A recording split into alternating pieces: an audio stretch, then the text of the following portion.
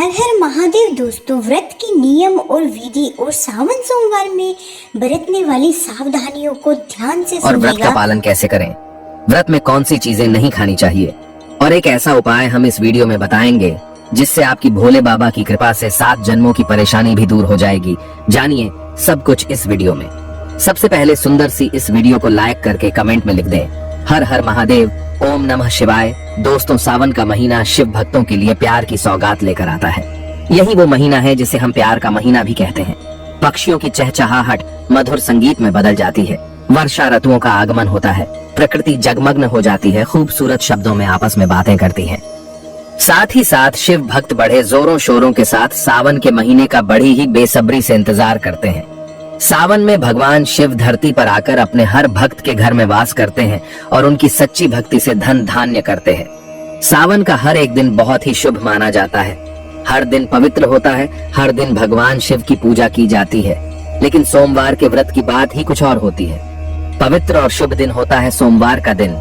इस दिन व्रतधारी व्रत रखकर संपूर्ण फलों की प्राप्ति करते हैं और अगले दिन सावन के पवित्र महीने में फिर से सोमवार के व्रत के आने की कामना करते हैं ताकि सावन में हम व्रत का फिर से संपूर्ण पालन और फल प्राप्त कर सकें। दोस्तों, आपको बता दें, इस बार सावन का महीना 2024 22 जुलाई और सोमवार के दिन पड़ेगा। सावन की समाप्ति होगी 19 अगस्त के दिन और सावन के आखिरी सोमवार के दिन ही 19 अगस्त यानी सोमवार के दिन ही रक्षाबंधन का त्योहार भी मनाया जाएगा।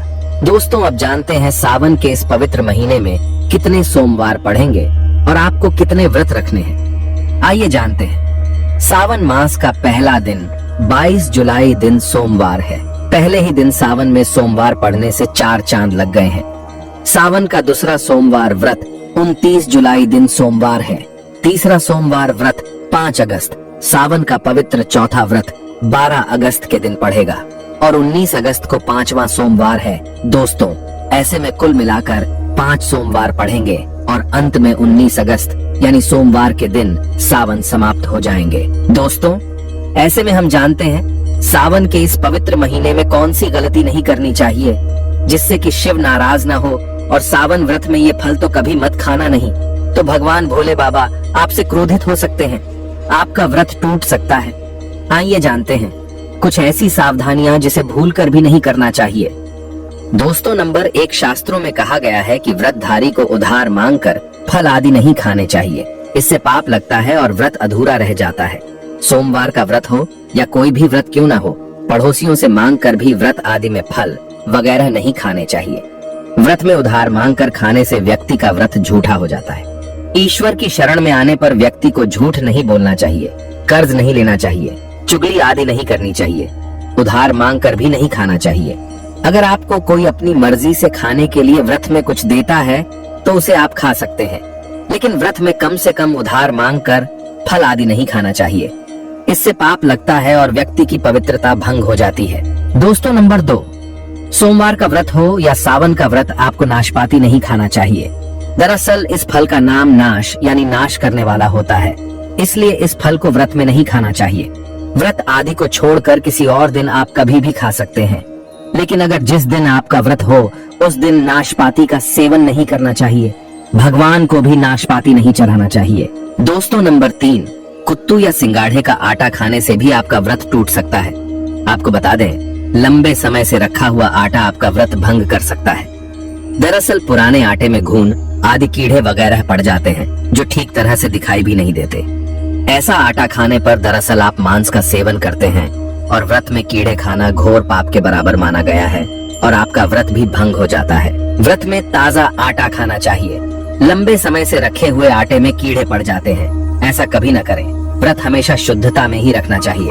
सावन का महीना बड़ा ही पवित्र महीना माना गया है, इसीलिए ये 5 चीजें भगवान शंकर के पास कभी न रखे। तो चलिए जानते हैं। दोस्तों, नंबर 1, जहाँ रखा हो शिवलिंग या महादेव की कोई भी प्रतिमा तो वहाँ पर भूल कर भी चप्पल जूते लेकर नहीं जाना चाहिए। जरा सोचिए, जब आपके कमरे में कोई चप्पल लेकर प्रवेश करता है तो आपको कितना क्रोध आता है। इसी कारण महादेव भी आपसे नाराज हो जाते हैं और आपको मिलने वाला फल नष्ट हो जाता है। ऐसे में मंदिर में नंगे पांव ही प्रवेश करना चाहिए, क्योंकि चमड़े की चप्पल हमेशा अशुद्ध रहती है। इससे देव शक्ति नाराज होती है। दोस्तों, नंबर 2, अक्सर महिलाओं को मासिक धर्म आ जाता है और वो बिना किसी को बताए पूजा पाठ कर लेती है, जो कि शास्त्रों में वर्जित माना गया है। इस समय महिलाओं को जानकर भी अनजान नहीं बनना चाहिए। अगर आपको मासिक पीड़ा है तो घर के बने मंदिर में या बाहर बने मंदिर में कभी प्रवेश नहीं करना चाहिए। इससे देव शक्तियां नाराज होकर आपसे क्रोधित हो सकती है। ऐसे समय में शिवलिंग को छूना घोर पाप के बराबर माना गया है। जरा सोचिए, ऐसी अवस्था में जब महिला को बुरा लगता है तो ईश्वर को कितना बुरा लगेगा। इसीलिए महिलाओं को ऐसी अवस्था में मंदिर यात्रा, घर में पूजा पाठ, भगवान की प्रतिमा को छूना या तुलसी में पानी भी नहीं डालना चाहिए। तुलसी का पौधा भी सूख जाता है। जब देव शक्तियां नाराज होती हैं तो लाजमी है कि घर में कंगाली और गरीबी, लड़ाई झगड़े होने लगते हैं। ऐसा कभी मत करना। दोस्तों, नंबर 3 शास्त्रों में बताया गया है कि जहाँ होता है शिवलिंग तो वहाँ पर सभी शक्तियाँ सक्रिय रहती हैं। अगर घर में होता है शिवलिंग तो वह व्यक्ति महादेव की कृपा सदैव पा लेता है। वास्तु शास्त्र के अनुसार शिवलिंग से हर वक्त ऊर्जा का संचार होता रहता है। इसीलिए शिवलिंग पर जलधारा हमेशा होनी चाहिए, जो ऊर्जा को शांत रखता है। कुछ लोग अपने घर में शिवलिंग तो रख लेते हैं, लेकिन वो 1 हफ्ते के बाद जल चढ़ाते हैं, जो कि बिल्कुल भी अच्छा नहीं माना जाता। अगर आप जल नहीं चढ़ा सकते तो आप अपने घर में शिवलिंग स्थापित कभी न करें, जो कि गरुड़ पुराण में बताया गया है। इससे उल्टा घर में विनाश होता है। दोस्तों, नंबर 4 शास्त्रों में बताया गया है कि तुलसी और महादेव का बैर माना गया है। इसी कारण तुलसी में शिवलिंग और गणेश की प्रतिमा को नहीं रखा जाता। कई लोग जाने अनजाने में शिवलिंग को तुलसी में रख देते हैं और घर में परेशानियां आना शुरू हो जाती हैं। इससे महाशक्तियां क्रोधित हो जाती है। शिवलिंग पर तुलसी भी नहीं चढ़ाना चाहिए। तुलसी में और शिवलिंग में कुछ दूरी होनी चाहिए।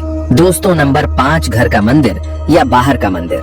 किसी भी मंदिर में ऐसे व्यक्ति को प्रवेश नहीं करना चाहिए जिसने स्त्री प्रसंग अर्थात संभोग किया हो या उसने मांस खाया हो। अगर आप शारीरिक रूप से गंदे हैं तो मंदिर के आस पास भी नहीं जाना चाहिए। घर के बने मंदिर में कोई कपड़ा आदि डाल देना चाहिए। जरा आप ही सोचिए, क्या आप मांस खाकर या स्त्री के साथ शारीरिक संबंध बनाकर भगवान के पास जाएंगे और क्या वो आपसे प्रसन्न होंगे? बिल्कुल भी नहीं। वो आपसे क्रोधित हो सकते हैं और आपसे नाराज हो जाएंगे। शास्त्रों में इसे घोर पाप माना गया है। इससे व्यक्ति नरक में जाता है। ऐसा दुष्ट स्वभाव मनुष्य की बर्बादी का कारण माना गया है। ऐसा न करें। ईश्वर के सामने हमेशा नहा धोकर मन पवित्र लेकर ही जाना चाहिए। इससे सभी शक्तियां आपसे प्रसन्न रहती हैं। दोस्तों, सावन के महीने में महादेव को ऐसे बेल पत्र कभी मत चढ़ाना, बहुत ही अशुभ माना जाता है। दोस्तों, पौराणिक मान्यताओं के अनुसार बेल पत्र चढ़ाने से शिव जी का मस्तक शीतल रहता है। बेल पत्र से भगवान शिव की पूजा करने से दरिद्रता दूर होती है और व्यक्ति सौभाग्यशाली बनता है। इससे हनुमान जी भी प्रसन्न होते हैं, क्योंकि वे शिव के ही अवतार हैं और इस बात को शायद ही कोई जानता हो। दोस्तों, पहले आप ये जानें कि बेल पत्र का उपयोग और इसके लाभ कैसे मिलते हैं। दोस्तों, नंबर 1 तीनों लोकों में जितने तीर्थ स्थल प्रसिद्ध हैं, वे सभी तीर्थ स्थल बेल पत्र के मूल भाग में स्थित माने जाते हैं। इस बात को शायद ही कोई जानता हो। दोस्तों, नंबर 2, यदि बेल का वृक्ष घर के बीचों बीच या पूर्व दिशा में लगा हो तो घर में धन धान्य की कोई भी कमी नहीं रहती और परिजन खुशहाल रहते हैं। दोस्तों, नंबर 3, जो व्यक्ति बेल के वृक्ष के मूल भाग की गंध, पुष्प आदि से पूजा अर्चना करता है, उसे मृत्यु के पश्चात शिवलोक की प्राप्ति होती है। दोस्तों, अब जानते हैं बेल पत्र से जुड़ी कुछ खास बातें। चतुर्थी, अष्टमी, नवमी, चतुर्दशी और अमावस्या तिथियों को संक्रांति के समय और सोमवार को बेल पत्र नहीं तोड़ना चाहिए। पूजा से 1 दिन पूर्व ही बेल पत्र तोड़ कर रख लें। दोस्तों, आपको बता दें, बेल पत्र कभी अशुद्ध नहीं होते। यदि आपको पूजा के लिए नया बेल पत्र नहीं मिल रहे हैं तो आप किसी दूसरे के चढ़ाए हुए बेल पत्र को स्वच्छ जल से धोकर भगवान शिव को अर्पित कर सकते हैं। ये वीडियो आप लोगों को कैसी लगी है हमें कमेंट करके जरूर बताएं। वीडियो हमारी फुल वॉच करने के लिए आप सभी लोगों का बहुत बहुत धन्यवाद।